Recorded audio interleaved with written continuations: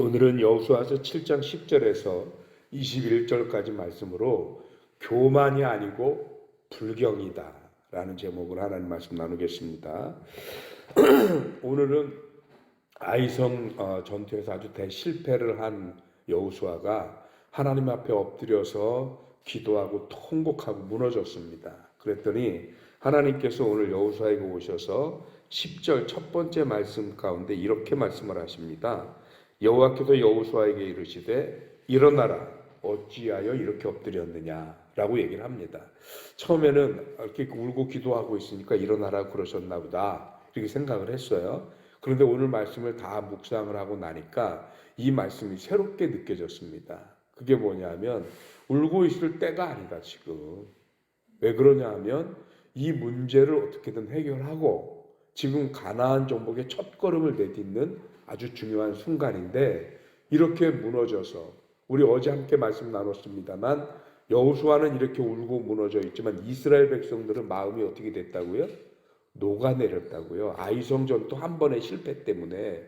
그러니 이런 한 번의 실패 때문에 언제까지 이렇게 주저앉아서 언제까지 이렇게 엎드려서 있겠냐는 거죠. 왜냐하면 이 엎드리다라고 하는 그 단어가 히브리어로 나팔이라는 뜻을 씁니다. 나팔. 근데 이 나팔은 엎드리다라는 말도 쓰지만 넘어지다 할 때도 쓰는 말이에요. 그러니까 지금 여호수아에게 언제까지 이렇게 넘어져서 아무것도 못하고 있겠느냐. 그러니 일어나라는 겁니다. 그리고 또 하나는 뭐냐. 문제의 원인은 따로 있다라는 거예요. 왜냐하면 어떤 분이 이거 가지고 설교를 하시면서 그런 설교를 하시더라고요. 이스라엘이 너무 아이성을 얕잡아 봐서 졌다는 거예요. 여리고성을 돌 때는 온 백성이 하루에 한 바퀴씩 돌았고 마지막 날은 7바퀴를 돌아서 온 백성이 다 움직였는데 근데 아이성은 정탐꾼을 보내고 나서 조그맣다고 3,000명밖에 안 보냈다는 거죠. 그래서 마음이 해이해졌고 교만했고 그리고 마음이 다 흐트러져서 졌다는 거예요. 아닙니다. 그게 문제의 원인이 아닙니다. 물론 교만이라고 하는 범위를 어디까지 해석하느냐에 따라 달라질 수 있지만 분명히 아이성에서 실패한 건 오늘 하나님이 11절에서부터 그 뒤에 원인을 얘기하는데 하나님 앞에 범죄했기 때문이지 이스라엘이 교만해서 그런 건 아니에요.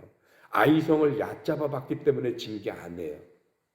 왜냐하면 성경의 다른 데는 미디안과 싸울 때는 300명이 기드온과 싸웠어도 이겼어요. 숫자를 적게 데리고 가서 진 게 아닙니다. 그러면 왜 아이성에서 졌느냐? 그거는 이 아이성을 얕잡아 본 교만함 때문이 아니라 여리고성이 하나님 앞에 바쳐진 제물이기 때문에 거기에 있는 모든 전리품을 절대로 손을 대면 안 돼요. 왜요? 바쳐진 건 제물로 바쳐진 거예요. 그러니 여리고성이 하나님 앞에 제물로 바쳐진 순간 누구의 소유가 되느냐? 하나님의 소유입니다. 그런데 아간이 그 하나님의 소유에 손을 댔어요. 이거는 도둑질이에요. 더군다나 누구 걸 도둑질했어요? 하나님의 것을 도둑질했단 말이죠. 이게 문제예요. 이게 아이성의 실패의 원인은 아이성을 얕잡아 본 게 아니고 하나님이 하지 말라고 한 것, 하나님의 구별된 제물로서 여리고성을 모든 가나안 정복의 첫 열매로 삼아서 그래서 가나안 전체를 우리에게 주시기 위함인데 근데 그것을 망각한 채 거기에 욕심을 내고 손을 댄 거. 이게 원인이 돼서 아이성 전투에서 실패한 거란 말입니다. 결코 교만이 아닙니다. 그래서 지금 여호수아에게 일어나라. 네가 왜 여기 엎드렸느냐 하는 것은 이거 너희가 실망하고 좌절할 일이 아니다. 너희들이 작전을 잘못 세웠거나 아니면 너희들이 아이성을 잘못 평가했거나 아이성과 전투를 잘못한 원인으로 이게 진 게 아니라는 거예요. 그래서 원인을 정확하게 이제 그 다음부터 얘기해 주시는 거잖아요. 이유는 너희가 나 여호와 앞에 범죄하였기 때문이다. 그러면서 뭐냐 하면 동시에 그 죄를 치유하는 방법도 가르쳐 주신 거예요. 어떻게 치유하느냐? 너희 중에 모든 지파를 먼저 불러서 제비를 뽑고 한 지파가 뽑히면 그러면 다른 지파 돌려보내고 그 지파의 모든 가문들을 나오게 해서 또 제비를 뽑고 그 중에서 또 한 사람이 뽑히면 그 가족을 불러서 그 가족 중에 남자들에게 제비를 뽑게 하면 마지막에 남는 한 사람, 제비 뽑힌 그 사람이 이 문제의 원인이다 라고 얘기를 합니다. 다른 말로 하나님의 것을 도적질한 사람이다 라고 얘기를 하는 겁니다. 그래서 그 뒤부터 13, 14절의 내용이 다 뭡니까? 그렇게 해서 유다 지파가 뽑혔고, 유다 지파 중에서 세라 가문이 뽑혔고, 세라 가문 중에 삽디 가족이 뽑혔고, 삽디 가족 중에 드디어 아간이라는 사람이 마지막에 뽑혔어요. 제비 뽑기에 의해서. 그러니까 여호수아가 가서 얘기하죠. 이 제비 뽑기에 뽑힌 아간에게 아들아 이렇게 얘기를 합니다. 그건 뭐 그냥 흔히 하는 말이에요. 신분을 나타내기 위한 말은 아닙니다. 그러면서 나에게 네가 한 일을 좀 솔직히 고해라. 그랬더니 아간이 자기가 범한 죄를 이렇게 해서 훔쳤습니다. 그리고 그것이 내 장막 밑에 땅속에 묻혔습니다. 라고 얘기를 합니다. 저는 이 장면을 보면서 이 제비 뽑기 하는 과정 속에 아간의 심정이 어땠을까? 왜냐하면 아마 숨어 있는 동안에 설마하니 내가 완전 범죄를 했는데 완벽하게 갖다 감춰놨는데 누가 알겠어? 그랬는데 12지파 중에 자기가 속한 유다 지파가 딱 뽑혔어요. 가슴이 얼마나 덜컥했을까요? 그런데 설마 유다 지파가 전쟁에 나가 싸울 사람만 3, 4만 명 가까이 되는데 그 중에 누가 뽑히갔어? 그런데 딱 뽑았는데 자기 세라 가문이 딱 뽑혔어요. 이게 점점 이렇게 포위망이 좁혀올 때마다 아간의 마음이 어땠을까요? 우리 속담에도 그런 말이 있잖아요. 도둑이 재발절이다고. 그렇게 점점 좁혀올 때마다 아간이요 속이 덜컹덜컹 내려앉았을 거예요. 그러니 마지막에 여호수아가 가서 뭐 고문하고 따지고 뭐 그럴 필요도 없이 도대체 너 무슨 죄 졌니? 하니까 너무 두려운 나머지 고백을 할 수밖에 없는 거죠. 그런데 여기서 굉장히 중요한 표현이 나옵니다. 하나님이 이렇게 해서 마지막 뽑히는 그 사람을 어떻게 처형하라고 그런지 아십니까? 불살라 버리라고 그랬습니다. 아간은 불에 태워서 죽어야 됩니다. 왜 그랬을까요? 다시 6장 18절 말씀 여러분 기억하시면 이스라엘 백성 중에 누군가 하나님의 제물인 여리고의 물건에 손을 대면 그 사람으로 인해서 이스라엘도 뭐가 된다고요? 바쳐질까 두렵다라는 거예요. 하나님 앞에 바치는 제물은 다 어떻게 해서 드려요? 태워서 드리잖아요. 번제로 드리잖아요. 아간이 번제로 드려졌습니다.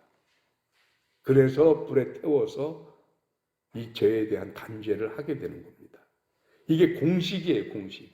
잔인하다가 아니라 이게 그렇게 함으로 인해서 뭐가 완성되느냐 하면 여리고 성이 온전히 받쳐진, 뭐 하나 빈틈없이 온전히 받쳐진 천열매가 되어서 비로소 무슨 공식이 완성이 되는 거냐? 가나안 땅이 온전히 하나님 앞에 드려져 하나님은 천열매인 여리고 성만 받으시고 나머지 모든 가나안을 누구에게 주는 거예요? 이스라엘에게 주는 거예요. 이 공식이 완성돼야 된다고요. 그래서 아간은 번제로 바쳐져야 되는 겁니다. 제물이 여리고의 물건을 손댔기 때문에 그 손댄 자는 똑같이 바쳐진 자가 되는 거거든요. 그래서 제물로 드려지는 거예요. 이렇게 해서 가나안을 향한 하나님의 이스라엘 백성들에게 이 가나안을 주기 위한 큰 계획이 완성되는 겁니다. 여기서 우리가 하나 깨닫는 거죠. 그렇구나. 우리들이 인생을 살아가면서 실패할 때 번번이 우리는 우리들의 잘못, 행위적인 잘못에만 자꾸 초점을 맞추는 경우가 있어요. 내가 뭘 잘못해서, 내가 그랬으면 안 되는데. 근데 우리가 한 가지 더 생각해 봐야 할 것이 있는데 그게 뭐냐 하면 혹여 그 일이 하나님의 영광을 가리운 것은 아니었나. 즉 교만함과 실수보다 하나님 앞에 불경스러웠던 것은 아닌가. 하나님의 뜻을 거스르거나 하나님의 말씀을 거스르는 그런 일들로 인해서 우리 인생이 번번이 실패하고 좌절했던 것은 아닌가. 여러분 어저께도 수요예배 때 선택이라는 제목을 가지고 함께 말씀을 나눴었는데요. 오늘도 그 선택과 이 말씀이 무관하지 않은 것 같습니다. 우리들이 어떤 일을 선택할 때 항상 우리들의 기준이 하나님의 영광을 가리우느냐 아니냐, 하나님의 뜻을 가리우느냐 안 가리우느냐, 이것이 우리들의 삶의 선택의 기준이 되어야 하지 않을까 싶습니다. 오늘도 저와 여러분들이 행위적인 그런 모습만큼이나 하나님 앞에 불경을 저지르지 않기 위하여 늘 하나님의 말씀을 우리 마음에 담고 살아가는 저와 여러분이 되시기를 주님의 이름으로 축원합니다. 기도하겠습니다. 하나님 고맙습니다. 크신 은혜 주셔서 오늘 우리로 하여금 하나님 앞에 와 귀한 말씀 듣게 하시니 감사합니다. 이스라엘이 아이성에서 실패한 것은 그들이 아이성을 얕잡아 봤거나 교만했기 때문이 아닙니다.